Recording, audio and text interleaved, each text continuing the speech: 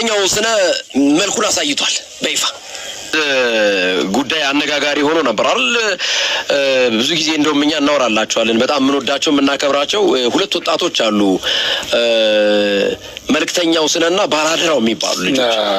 በጣም በእውነት ነው የምነግርህ እኔ እነዚህ ልጆች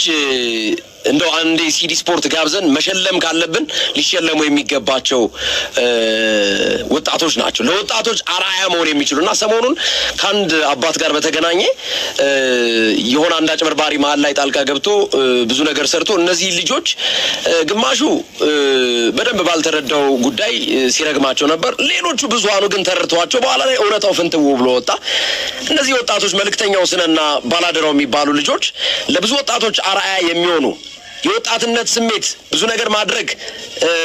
የሚፈታተንበት ወቅት እንደሆነ ይታወቃል ወጣትነት አይደል ያንን ስሜት ተቋቁመው እነዚህ ሁለት ወጣቶች ግን ከተቸገሩት ጋር